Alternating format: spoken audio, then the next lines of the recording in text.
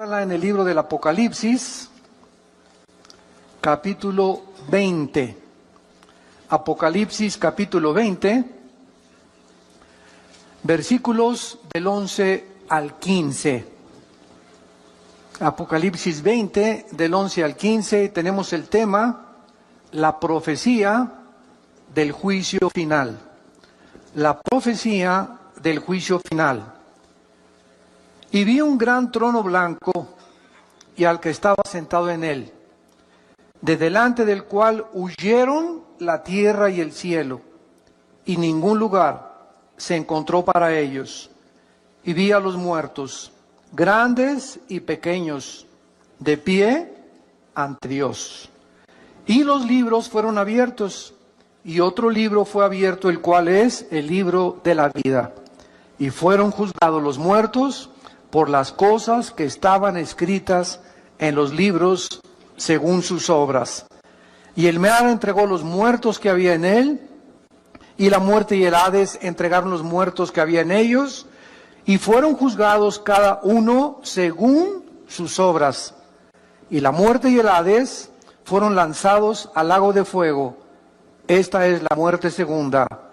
Y el que no se halló inscrito en el libro de la vida, fue lanzado al lago de fuego. Esta profecía y este último evento de todo el programa profético de Dios se llama el juicio del gran trono blanco. Con este evento termina, esto es muy importante para todos ustedes, los estudiantes de escatología o de profecía, el juicio del gran trono blanco, que también se llama el juicio final, porque es el último de los juicios que Dios va a llevar a cabo. Y en este juicio van a estar únicamente los no creyentes, los no salvos, todas aquellas millones de personas que rechazaron el evangelio de la gracia de Dios estarán en este juicio. Y después de este juicio, entramos al reino eterno de Dios. Este juicio va a ser después del reino milenial. Entonces, les voy a dar un panorama rapidísimo para que nos podamos ubicar. Ahorita nos encontramos en este periodo de 2000 años que se llama también la época de la iglesia. Son 2000 años aproximadamente que están a punto ya de terminar.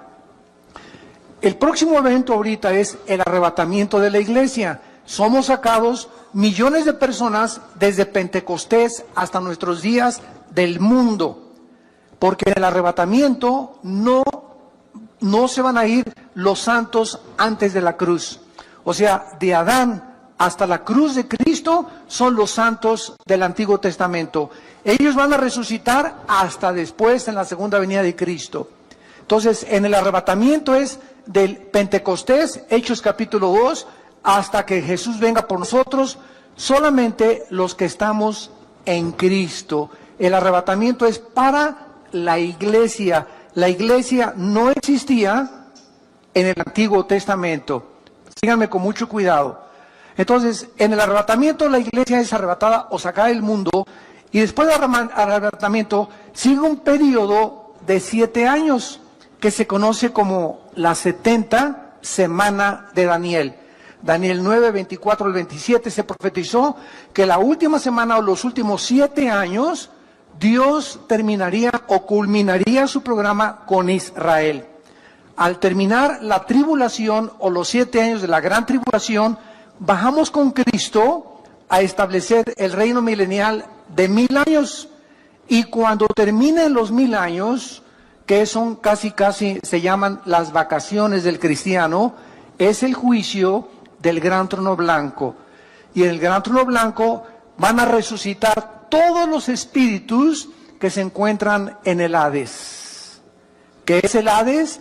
La prisión interna en el centro de la tierra, donde se encuentran todas las almas, desde Adán hasta nuestros días, que no van a tener la salvación.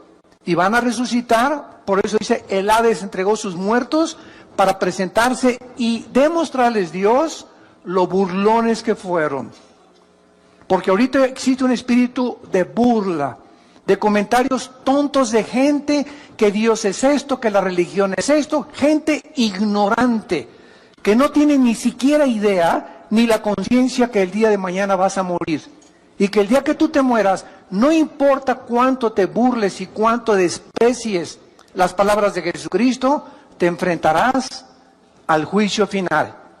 Es como cuando Blaise Pascal, el gran físico matemático francés, cristiano, una eminencia todavía en la física, tuvo un debate con un ateo. Y el ateo le dijo a Blaise Pascal, ¿sabes una cosa? Para mí, después de la muerte, no existe nada. No hay ni infierno, ni cielo, ahí se acabó la existencia. Y Pascal le dijo, pues sabes una cosa, que yo opino lo contrario a ti. Un hombre llamado Jesucristo vino y murió en una cruz y resucitó de los muertos, y la resurrección de Jesucristo transformó el imperio romano. Pero déjame decirte una cosa, le dice Pascal al ateo, ya sea que si tú tienes razón, yo no pierdo nada. Pero si yo tengo razón y Jesús realmente resucitó de los muertos, ¿qué amolada te vas a llevar?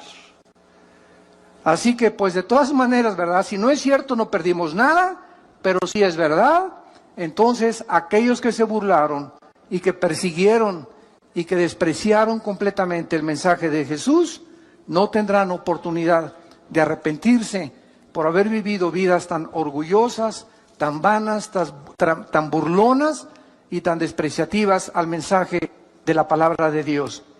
Muy bien, este juicio, como acabamos de mencionar, se llama el juicio del gran trono blanco y es el evento final antes de que entremos a la eternidad. Acabando este juicio, ya estuvimos 1000 años aquí en el mundo, viene el juicio, son lanzados al lago de fuego, y de ahí entra Apocalipsis 21 y Apocalipsis 22, que se llama la eternidad. Todavía en el milenio, o sea, en los 1000 años que vamos a tener aquí con Jesucristo en la tierra, va a haber pecado. Todavía en el milenio va a haber muerte. Dice Isaías 65 que el pecador de 100 años será maldecido. Y vamos a vivir 1000 años, que es el mismo periodo de tiempo que se nos dio antes del diluvio universal. Por ejemplo, Matusalén vivió 969 años, que es la persona que más tiempo se le ha extendido la vida, pero Noé a los 500 años, ¿verdad?, comenzó a tener hijos. Entonces todo ese lapso de tiempo y de vida se detuvo después del diluvio por la maldad humana. Si con los 80 años que Dios nos da de vida, 70 años, miren nada más a dónde hemos llevado el mundo, estamos al borde de una tercera guerra mundial. Imagínense que se nos dieran 500 años, ya nos hubiéramos acabado desde hace muchos siglos. Entonces, el hecho que Dios haya reducido el lapso de la vida humana fue un acto de la misericordia de Dios para poder perpetuar más la vida de los seres humanos. Muy bien, vamos a ver en primer lugar, en este juicio, quiénes van a ser los participantes. Dice el versículo 11, vi un gran trono blanco y al que estaba sentado en él, de delante del cual huyeron la tierra y el cielo, y ningún lugar se encontró para ellos. Y el versículo 12, dice la Biblia que el apóstol Juan vio. ¿A quiénes vio? A los muertos, grandes y pequeños. Esto no se habla los que medían 1,90 de estatura y los que medían 1,50 de estatura. Aquí no tiene que ver la estatura. Grandes y pequeños se refiere a las clases sociales, reyes, príncipes de la realeza, los peroration, como decimos en México, ¿verdad? Y también los indígenas y las de las clases más bajas, porque tanto los que están hasta arriba como los que están hasta abajo, muchos de ellos rechazaron a Jesús. Entonces Juan vio que estaban todos ellos, y vean ustedes lo que dice, de pie ante Dios. Entonces, en este juicio vamos a ver que en primer lugar estarán todas aquellas personas que rechazaron el Evangelio de Jesucristo. Si vemos rápidamente en Juan capítulo 5, versículo 25 en adelante, que Jesús dijo cuando estaba en el mundo, de cierto les digo, viene la hora, y ahora es, cuando los muertos oirán la voz del Hijo de Dios, y los que la oyeren vivirán. Porque como el Padre tiene vida en sí mismo, así también ha dado al Hijo el tener vida en sí mismo. Y también le dio autoridad de hacer juicio, por cuanto es el Hijo del Hombre. En este juicio estará aquel que hace 2000 años murió en una cruz, en medio de dos ladrones, en medio de las burlas de la gente, en medio de las burlas de los griegos, de los filósofos, en medio de las burlas de los religiosos, en medio de todo ese cúmulo de personas que él había sanado, había librado de los demonios, y sin embargo, esos que 8 días antes le dijeron, Hosana el que viene en el nombre del Hijo de David, en el Domingo de Ramos, 8 días después le estaban poniendo clavos en las manos. Entonces Jesús se estará en este juicio, y entonces Él será, ¿verdad?, el testigo más grande en el universo de que las personas que van a ser llamadas a enfrentarse a este juicio no tendrán la oportunidad, porque están, dice la Biblia, de pie. Aquí ya nadie se va a hincar, aquí ya nadie tendrá la oportunidad de decirle, Señor, ten misericordia, perdóname, ahora sí, Jesucito lindo, mi dulce compañía en el Padre, ya no podrás sacar tu estapita de San Judas Tadeo tampoco, ni de San Cristóbal, no vas a poder invocar a la monja, ni al Papa, ni a Abraham, ni a nadie, será demasiado tarde. En este juicio no hay gracia, en este juicio no hay misericordia, en este juicio se terminó completamente la bondad que Dios ha manifestado, y por eso se llama la época que vivimos, la época de gracia. Porque es la oportunidad que Dios nos da de venir a la cruz. No es cuando nosotros querramos, es cuando oyes su voz, no te endurezcas. Esta es la tragedia del ser humano. Pues yo me voy a convertir cuando tenga 40 años. O después de que ya tenga los 5 millones que estoy tratando de tener en mi negocio, voy a ir a la iglesia. O tal vez cuando vaya en la ambulancia y ahí en la camilla le diga, Jesucito, perdóname de todos mis pecados. O cuando ya esté en el quirófano y antes de que me intervengan quirúrgicamente, le voy a pedir perdón a Dios. Dice la Biblia, Dios no puede ser burlado. Es cuando Él te habla, como en estos tiempos que es la Biblia la que te está hablando a través del Espíritu Santo, es cuando tú debes de responder. Y cuando la Biblia te usa la palabra de Dios para llamarte al arrepentimiento, y tú no lo haces y lo dejas para en la tarde, o lo dejas para mañana, o lo voy a pensar dentro de 4 o 5 días, la Biblia dice que el corazón se endurece. Y llega un momento en que estás tan endurecido en tu corazón que ya la palabra de Dios no tiene efecto en tu vida ni en tu alma. Y es completamente irregular que tú puedas pensar, o estás completamente equivocado que te puedes arrepentir. Cuando oigas su voz, no lo rechaces, no te endurezcas, porque el corazón se endurece muy fácilmente. En este juicio entonces van a estar los no creyentes. Nosotros no vamos a estar ahí. ¿Por qué? Porque nosotros, cuando recibimos a Jesucristo como Salvador y Señor, Él en la cruz ya pagó, ¿qué cosa? Pagó la culpa que nosotros ya no tenemos que pagar. Esto es por eso se llama la época de la gracia. El justo muere por los injustos. El santo muere por los pecadores. Y en esa cruz Dios quiere demostrarte que de tal manera te ama que a su Hijo no lo perdonó. Casi 2000 años antes de la cruz había un hombre llamado Abraham. Y llegó al monte Moriah, que es el mismo monte donde murió Jesús. Y Dios le dijo, Abraham, dame a tu hijo Isaac. Y cuando Abraham levantó el cuchillo para matar a Isaac, se oyó una voz que decía, ahora veo que temes a Dios, por cuanto no me negaste entregarme a tu hijo. Y 2000 años después de Abraham, cuando Cristo muere por nosotros, podemos nosotros decir ahora veo, Señor, cuánto me amas, porque no negaste entregarme a tu hijo. Abraham y Isaac fueron salvados. Dios no salvó a su Hijo Jesucristo. Le salvó la vida a Isaac, pero no se la salvó a su Hijo Jesucristo, porque de tal manera Dios nos ha amado que Él entregó a su Hijo en nuestro lugar y nosotros por sus llagas hemos sido completamente sanados. Entonces, cuando una persona recibe a Jesucristo, Dios lo declara justo. Se llama la justificación. La justificación nos libra completamente de la condenación eterna. Después de la justificación viene la santificación, que es el proceso a través del cual estamos siendo librados del poder del pecado. Y después viene la santificación, donde seremos libres del poder del pecado cuando resucitemos. A ver si lo pueden apuntar. Justificación, santificación, glorificación. Son las 3 etapas de la salvación. Justificación, fuimos libres de la condenación del pecado.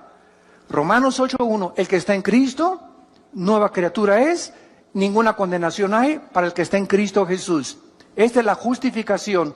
Toda persona que ha recibido a Cristo ha sido justificada, declarada inocente en el tribunal cósmico de Dios.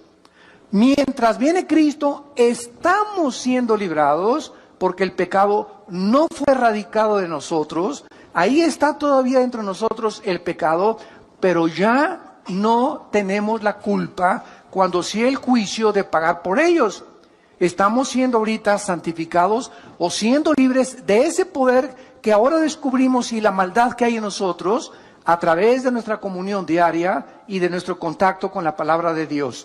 Esta es la palabra que se llama santo. Sean santos. Cada día trata de decirle no al pecado, no al pecado, no al pecado. Y mientras más rechaces el pecado en tu vida, más fuerza espiritual tienes dentro de ti y más poder de resistir las tentaciones.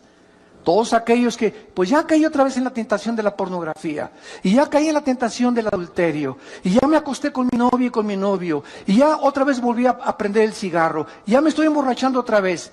¿Por qué esa gente dice, ya volví a caer? Simplemente ve la semana pasada, las 3 semanas anteriores, o el mes antes a que tú has caído, cómo estuvo tu relación con Dios. Dejamos de hacer contacto con la Biblia, dejamos de asistir a la iglesia, dejamos de ir a los estudios bíblicos, comenzamos a debilitarnos interiormente. Y cuando enfrentemos la tentación, no tenemos fuerza para poder decirle, no me acuesto contigo, no me emborracho, no tomo esa droga, etcétera, etcétera, porque no tenemos el poder espiritual que Dios quiere que tengamos.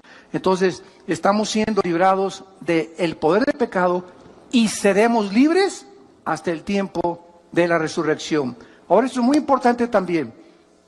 Cuando recibimos a Jesucristo, somos sellados por el Espíritu Santo. Efesios 1, 13 y 14. ¿Qué es un sello? Es espiritual, una impregnación que nos hace Dios con su Espíritu, que significa que le pertenecemos y que nos cuida. Hace muchos años, cuando yo vivía en un rancho, me acuerdo que nos levantamos a las 5 de la mañana a marcar a los becerros. Entonces, a las 5:30 de la mañana, agarramos un fierro calientísimo que lo poníamos ahí a calentar, y agarramos el becerrito o a la ternerita, y ¿qué le poníamos? La doble A, que era el símbolo, ¿verdad?, de la ganadería, o la S, o el símbolo que sea. Y en ese momento ese becerrito crece y se hace vaca o se hace toro. Y si se brinca las trancas o se pierde y lo encuentra otro ganadero, ya no tiene por qué decir, ¿verdad?, es mío, porque está sellado, que implica propiedad y además protección. Los ganaderos honestos en aquel tiempo llegaban al rancho y, oiga, pues traía una troca, ¿verdad?, una pick-up, aquí nos encontramos la ternerita o la vaca, y veo que trae el sello de su ganadería, y nos los devolvían, o hacíamos lo mismo nosotros cuando se pasaban a nuestro terreno. Entonces, el sello siempre implica protección. Cuando Dios nos sella, los demonios, porque nadie lo puede ver, hay muchos cristianos que no son cristianos, Y solamente los demonios y los ángeles a nuestro alrededor saben quiénes de nosotros somos verdaderamente sellados. Entonces, cuando estamos sellados, Dios nos sella para que los mismos demonios, mientras estoy cerca del Altísimo y habito cerca de sus alas, soy protegido de los demonios, porque los demonios saben quiénes tienen al Espíritu Santo. Entonces, este sello nos guarda y nos protege del mal mientras nos mantengamos en comunión con el Hijo de Dios. Número 2, cuando nacemos de nuevo o cuando recibimos a Cristo, en ese momento somos regenerados por el Espíritu Santo. En otras palabras, nuestra antigua vida es despertada, el foco que teníamos apagado con el cual nacimos, que es el Espíritu, se prende y comenzamos a venir a la Biblia y comienzo a entender la Biblia y algo de la Biblia me comienza a atraer, comienzo a tener hambre de la palabra de Dios porque he nacido espiritualmente. ¿Por qué? Porque he sido regenerado por el Espíritu de Dios. Y en tercer lugar, somos bautizados con el Espíritu Santo. Durante muchos años se estuvo pululando por ahí o propagando que esto yo le considero una herejía, de que, a ver, pásenle aquí los que no han recibido el bautismo del Espíritu Santo. Espérame tantito, la cristiandad no está dividida entre los que tienen el bautismo del Espíritu Santo y los que no tienen el bautismo del Espíritu Santo. Si no tienes el bautismo del Espíritu Santo, no formas parte del cuerpo de Cristo. Y si no formas parte del cuerpo de Cristo, no eres cristiano. Entonces, ¿cómo puedes decirme a mí que recibo a Cristo como un niño cuando nace, pues nació sin páncreas? O le faltan los pulmones. No nacimos incompletos. Dicen Colosenses 2 que estamos completos en Él. 1 Corintios 12:13, por un solo Espíritu fuimos todos bautizados y a todos se nos dio a beber del mismo Espíritu. No hay ningún cristiano que le falte nada. Dice 2 de Pedro capítulo 1, todas las cosas que pertenecen a la vida y a la piedad nos han sido dadas, pasado, pretérito. No nos falta nada más que crecer en la gracia y en el conocimiento de Dios. Entonces no puede haber cristianos que les falta algo. Y lo más grave fue cuando se llegó a enseñar y tienes que hablar en lenguas para dar evidencia que tienes al Espíritu Santo. Eso ya se convirtió en una herejía. ¿Por qué es una herejía? Porque el cristiano no es conocido por los dones, sino por el fruto. Los mormones hablan lenguas, los adventistas hablan lenguas, allá en las tribus de África hablan lenguas. Eso no es evidencia absolutamente de nada. La evidencia de que nosotros somos hijos de Dios es el fruto. Jesús dijo, por el fruto los conoceréis. No por los dones que pueden ser falsificados. Entonces esto es muy importante para que no tomemos 2 o 3 eventos en el libro de los Hechos y armemos una doctrina que porque en el libro de los Hechos unos creyeron y no habían recibido el Espíritu Santo, sea un patrón en el cual todos tienen que seguir. El libro de los Hechos es un libro narrativo, histórico, que cuenta la transición entre el judaísmo y el cristianismo. Y se necesitaban evidencias físicas porque aún no podían los cristianos entender porque las epístolas no habían sido escritas. No había sido escrito Romanos, ni Corintios, ni Efesios, ni Gálatas, ni Colosenses, ni Tito, ni las de Pedro, etcétera, etcétera. Estaban completamente desarmados y desnudos. Entonces, cuando los apóstoles escriben las cartas, las escriben para explicarles las cosas de los hechos y explicarles las doctrinas que recibieron de Cristo, como el apóstol Pablo, que estuvo 15 años en el desierto antes que los apóstoles reconocieran que él era realmente uno de ellos, o un apóstol, o como él se llama a sí mismo, el último de los apóstoles. Esto es muy importante, santos de Dios, porque la iglesia está llena de barbaridades. La iglesia está llena de doctrinas y tradiciones de hombres. Esta cosa de que el bautismo era algo que después de ser cristiano lo tienes que recibir, comenzó en los años 70 del siglo pasado. hace 40 años, 50 años más o menos. Entonces así se van introduciendo cosas que se acaban aceptando como una verdad. Cuando la Biblia, regresamos a la Biblia y la Biblia nos vuelve otra vez a dar una reforma, una renovación de las cosas realmente como fueron escritas. Entonces, esta es la razón por la cual en el juicio del gran trono blanco, los cristianos no vamos a formar parte. Ya fuimos sellados, bautizados, regenerados y la unción la tenemos dentro de nosotros. Finalmente, ¿qué significa la palabra cristiano? Como una vez me preguntaron en una entrevista por televisión, ¿usted por qué no cree en el bautismo del Espíritu Santo? Si no lo creyera, no fuera cristiano. ¿Por qué? Porque dice 1 Juan capítulo 2, 21 en adelante, que la unción, ¿qué es la unción? El Espíritu Santo. ¿Sabe lo que significa la palabra cristianos o cristiano? Cristos, ungido. Anos, pequeño. ¿Quién es un cristiano? Una persona pequeña, ungida. Una persona que no importa el color de su piel, lo alto, lo grande, la condición cultural, es una persona que tiene la presencia del Espíritu Santo. Si tú no tienes la presencia del Espíritu Santo, puedes ser católico, evangélico, venir a Vida Nueva, bautizado, remojado, revolcado, como le quieras llamar, mormón, testigo de Jehová, ciencia cristiana. Ninguna iglesia nos hace cristianos. Nos hace cristianos el bautismo del Espíritu Santo. Y la palabra bautismo, ¿qué significa? La palabra bautismo significa identificar, amalgar, hacer uno con otra persona. Entonces, cuando recibimos a Cristo, el Espíritu Santo nos une al cuerpo de Cristo, nos amalga, nos funde, nos identifica. Y en ese momento somos parte de su cuerpo, de sus huesos y de su carne. Y Él es la cabeza. Entonces, esto es el bautismo del Espíritu Santo, la operación mediante la cual el Espíritu Santo nos funde, nos amalgama en el momento de la conversión. No mañana ni horas después, en el momento que le recibo como mi Señor y mi Salvador. Y de ahí en adelante, solo me hace falta crecer en la gracia y el conocimiento de Dios. Estamos completos en Él. No hay cristianos que tengan algo y cristianos que no tengan algo. O somos completamente cristianos por la presencia del Espíritu Santo y formar parte del cuerpo de Cristo, o no somos cristianos. Tan sencillo como eso. Ahora muy bien, pasemos en segundo lugar. ¿Cuáles son los propósitos de Dios para este juicio? En primer lugar, purgar el pecado del universo. Cuando Jesús termine de juzgar al mundo en su trono blanco, de ahí en adelante, después del trono blanco, vean lo que dice Apocalipsis, el pasaje que tenemos estudiando en el versículo 11 y 2.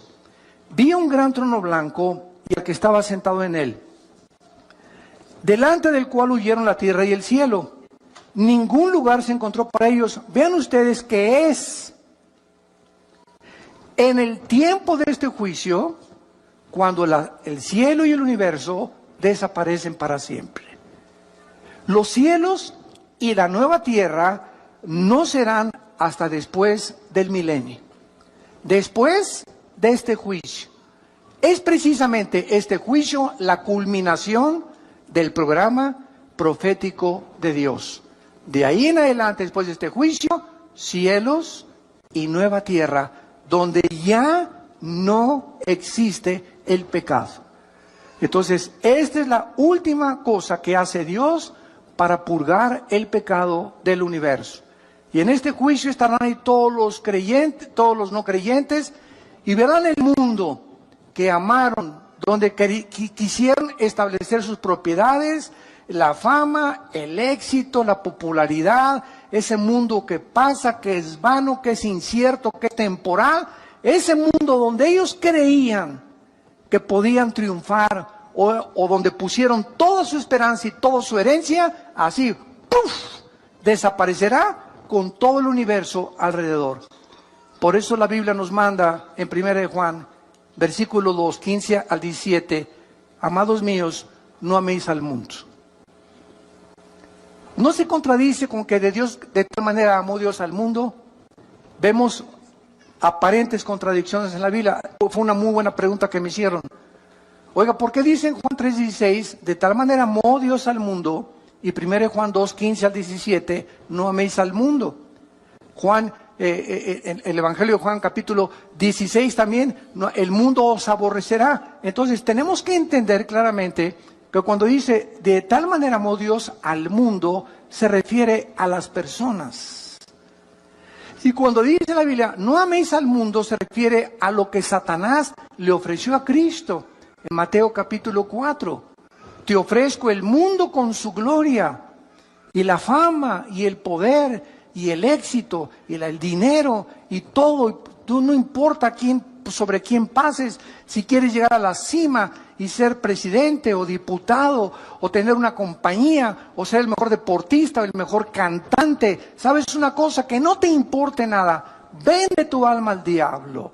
Acepte el dinero que te estoy dando. El éxito y la popularidad que te voy a dar es lo que tú necesitas. Eso es el mundo. Los deseos de la carne, los deseos de los ojos y la vanagloria de la vida. Lo que el mundo nos quiere ofrecer es lo que nos manda Cristo, que no amemos. No nos vayamos con la finta. El mundo es como un espejismo que nos promete esto, sin embargo, cuando es como un regalo, hace mucho oí ese ejemplo, es como un regalo envuelto con muchos moños, y de repente abro el regalo, qué bonito regalo, y le quito los moños y descubro que está vacío, no hay nada ahí. Así es el pecado. Participas del pecado, pruebas del pecado, y cuando lo experimentas el pecado, te das cuenta que no hay nada que te haya podido llenar. Sigues más frustrado, más amargado, más desilusionado, porque ese vacío solo lo puede llenar el Hijo de Dios. La mujer samaritana, la chulis, llevaba 5 maridos. Juan capítulo 4. ¿Y qué estaba buscando esta mujer? No ha cambiado la cultura, lo que en el siglo XXI siguen buscando artistas y no artistas, etcétera. Miss México, Miss Guerrero, Miss Universo, la señora de por acá, la señora de Polanco, la señora de Tlalnepantla, la señora de La Lerma, la señora de Metepec, la señora de Toluca. Miles de mujeres están buscando y miles de hombres también. ¿Qué cosa? Pues Sancho Panza, tienes panza de Sancho Panza, ya no me satisface, voy a buscar otro hombre. Y voy a buscar otro hombre. Voy a buscar a alguien que me haga feliz.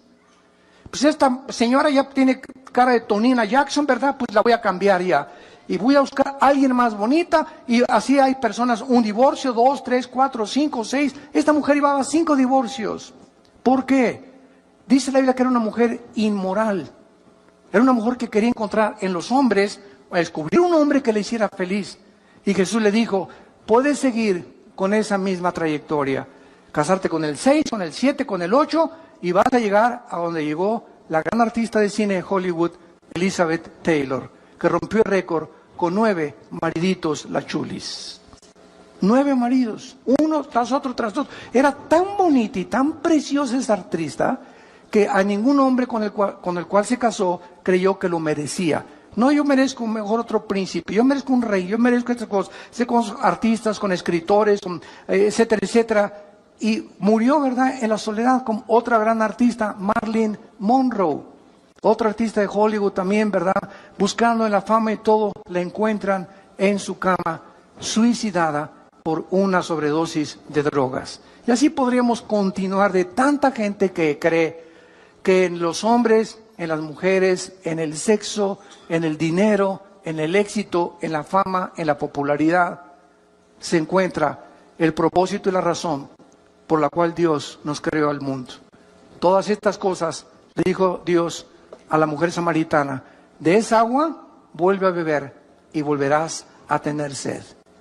Mas el agua que yo te ofrezco será una fuente de agua viva que salte para vida eterna. Solo Jesús, lo que Él nos ofrece, verdaderamente nos va a satisfacer y nos va a llenar. Mientras tú no estás a Jesús, estás abriendo pozos con agua podrida, con agua echada a perder. Del pozo que tú quieras sacar el agua, nunca va a satisfacer lo que solo Jesús nos puede dar. En segundo lugar, este juicio no solamente es para purgar el pecado y desaparecer el universo y el mundo y la creación del todo, sino también para vindicar, en segundo lugar, la justicia de Dios. puesto que los juicios de Dios jamás son arbitrarios ni injustos, las personas que están en este juicio, vean ustedes el versículo 12 de Apocalipsis 20, serán juzgadas por las cosas que estaban escritas según sus obras. Qué interesante es esta declaración. Qué paradójico. No somos salvados por las obras, ¿de acuerdo? Dice Efesios 2, 6 y 7, y 8 y 9, que no fuimos salvados por las obras, sino por la fe. Y es un don de Dios. Pero cuando tú te mueras, tus obras que no te salvaron serán usadas para juzgarte. Qué irónico. Mientras somos salvados no son por las obras, pero cuando mueras, las mismas obras que no te pudieron salvar serán usadas para tu juicio final. Y entonces todo lo que hiciste, y ahí podrá, ¿verdad?, llegar una persona y decirle: oiga, oye, Jesucito lindo, pero fui bueno con mi esposa de vez en cuando, y en Navidad le regalé dulces a los niños. Y entonces Jesús le va a decir lo que le dice el juez a un asesino: a ver, pitirijas, pásale para adelante, tiene 50 años de prisión. Y le contesta el pitirijas al juez: oiga, señor juez, pero también soy buen esposo y le di dulce a los niños y construí 3 asilos. Y el juez le contesta: pitirijas, pero no estás siendo juzgado por eso, estás siendo juzgado por el crimen que cometiste. Las buenas obras que tú hiciste no te son tomadas en cuenta, estás siendo juzgado no por lo que hiciste bueno, sino por lo que dejaste hacer al matar a una persona. Entonces nadie podrá en aquel tiempo con Dios decirle: es que hice un convento para las monjitas, acuérdate de eso, Jesús, allá en Coyoacán tuve un convento para las monjitas, y me vestí de Santa Claus en diciembre para regalarles a los niños. No vas a ser juzgado por eso, vas a ser juzgado por los pecados que van a estar en el libro de las obras escritas desde que tú naciste. Y no habrá nada, absolutamente ningún abogado, por más dinero que hubieras tenido, que te pueda absolver. Y en tercer lugar, esto es lo más importante, este juicio tendrá como propósito determinar el castigo de cada quien. No crean que todos van a irse, ¿verdad?, al infierno y todos van a purgar el mismo castigo y el mismo dolor y las mismas torturas y los mismos sufrimientos, de ninguna manera. Veamos en Mateo capítulo 11. ¿De qué forma no es verdad que todos en el infierno o en el lago de fuego van a sufrir igual? De ninguna manera. Hay muchísimas evidencias, como lo vamos a leer, que las personas serán juzgadas en base al conocimiento que tenían y a las oportunidades que tuvieron mientras estaban vivos para arrepentirse y recibir a Cristo. Antes de leer Mateo 11, por ejemplo, ¿qué de las personas musulmanes o hindúes? Y esta pregunta siempre me la han hecho en los debates. ¿Qué de las personas, oiga, que nunca oyeron hablar de Cristo? Mi tío fue hindú, mi tío fue budista, mi tío fue por allá en una isla, y hay millones de personas, y esto es una realidad, no lo podemos negar. Todavía hay millones de personas en el mundo que nunca han oído hablar de Cristo. ¿Cómo las va a juzgar Dios? Es una muy buena pregunta, y la Biblia nos da la respuesta. Pero lo vamos a ver después en Romanos 2. Veamos ahorita aquí en Mateo 11, y ahorita contestamos esa pregunta. Versículo 20. Mateo 11, versículo 20. Entonces, habla de Jesús, comenzó a reconvenir a las ciudades en las cuales había hecho muchos de sus milagros, porque no se habían arrepentido, diciendo, vean, ciudades donde vieron milagros y no se arrepintieron. ¡Ay de ti, Corazín! ¡Ay de ti, Betsaida! Porque si en Tiro y en Sidón se hubieran hecho los milagros que han sido hechos en vosotros, tiempo ha que se hubieran arrepentido en Sicilio y en ceniza. Por tanto, les digo que ¿cuándo es el día del juicio? El que estamos estudiando del gran trono blanco en Apocalipsis 20 del 11 al 15. En el día del juicio será, ¿qué cosa? Más tolerable el castigo para Tiro y para Sidón que para ustedes.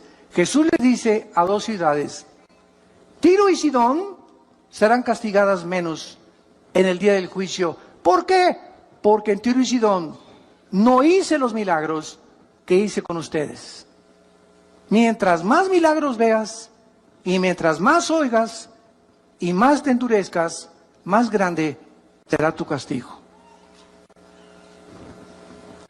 Y tú, Capernaum, versículo 23, que eres levantada hasta el cielo, hasta el Hades, serás abatida. Porque si en Sodoma se hubieran hecho los milagros que han sido hechos en ti, habían permanecido hasta el día de hoy. Por tanto, les digo que otra vez, ¿cuándo? En el día del juicio será más tolerable el castigo para la tierra de Sodoma que para ti. Es increíble lo que Jesús declara en este pasaje. Los sodomitas, que eran homosexuales, recibirán mucho menos castigo que los habitantes de Capernaum.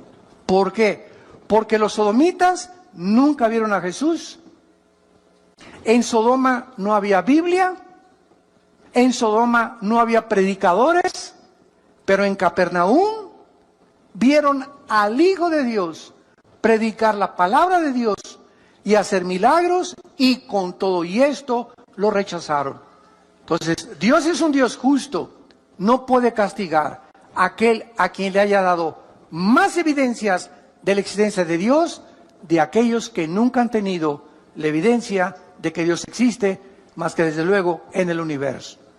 Y vamos a ver la respuesta que nos quedó pendiente de qué será de todas aquellas personas que realmente nunca conocieron a Dios. A esas personas, lo voy a contar ahorita, vean Romanos capítulo 2, vamos para allá.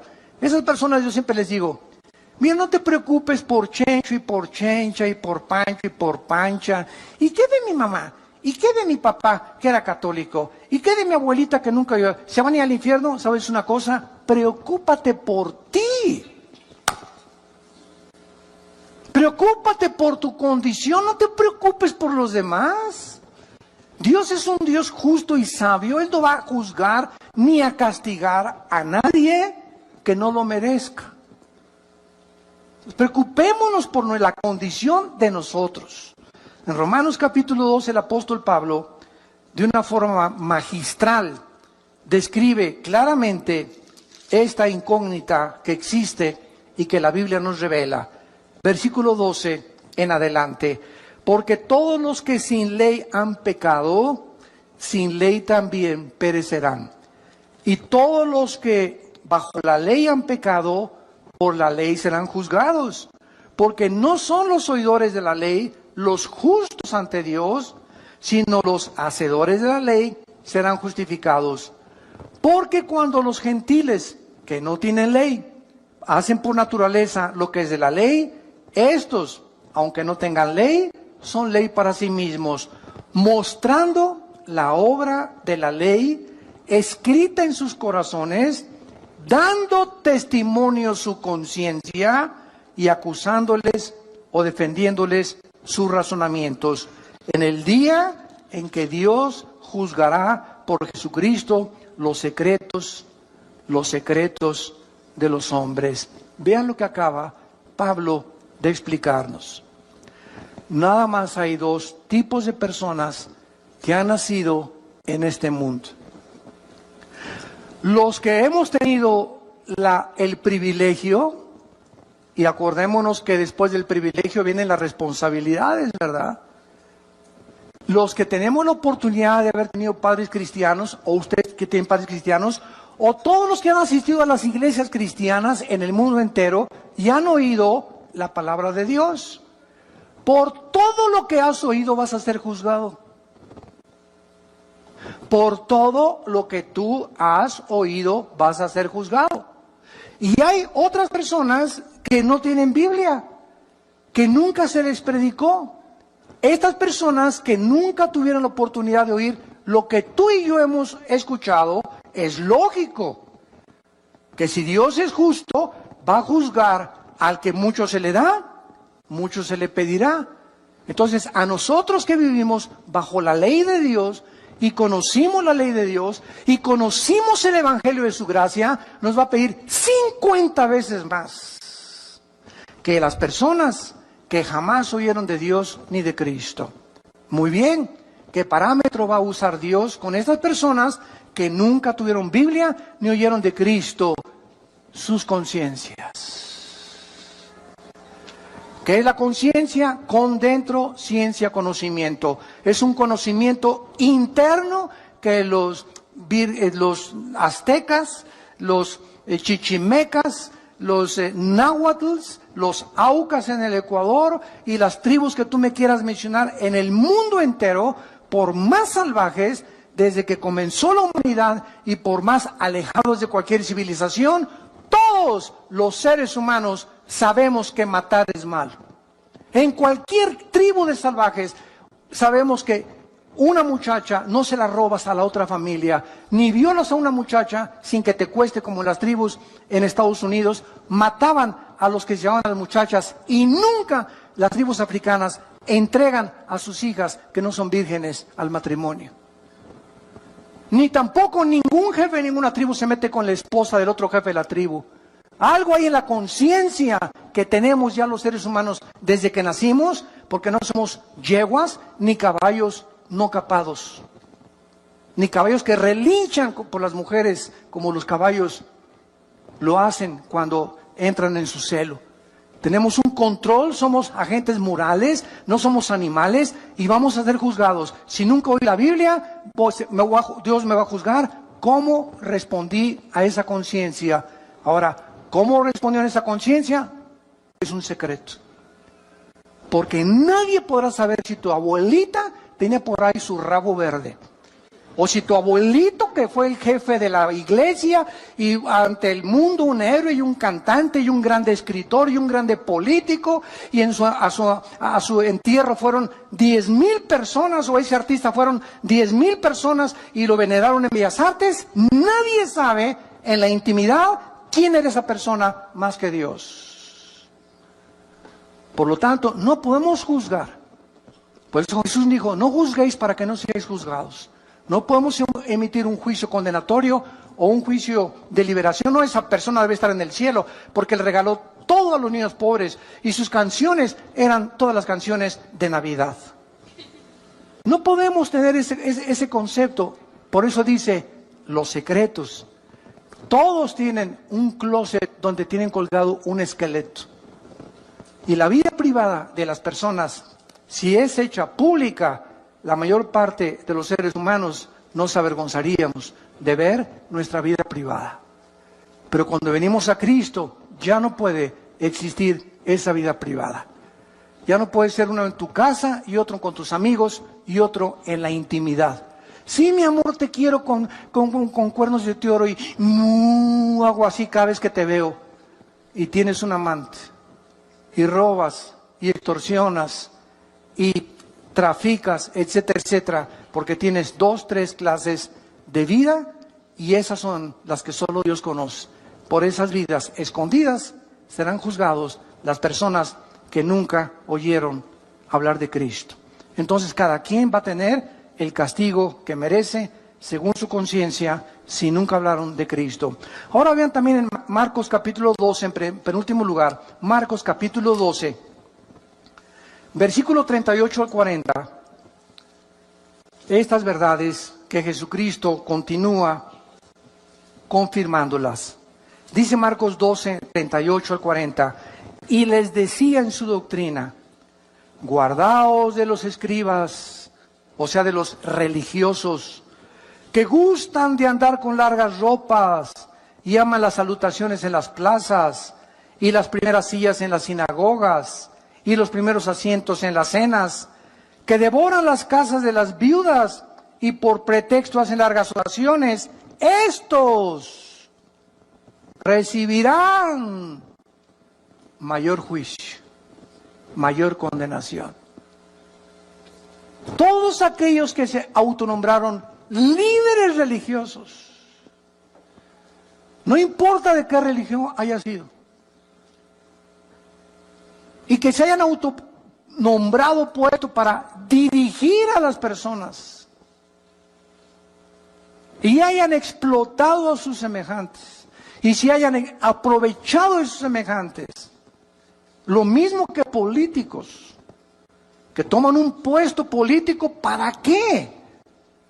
Para ayudar al pueblo, para sacar al pueblo, para levantar esa ciudad, para mejorar esa ciudad, para levantar esa república, para esa nación. Y al contrario de esto, exploten y roben. Y se apropien de aquello que es del pueblo, recibirán mayor condenación.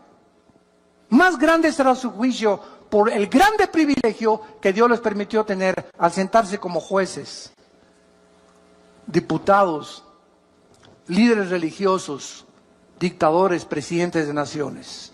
Esas personas van a ser las más grandes condenadas. Entonces nos damos cuenta que en este juicio, vamos a ver tus obras.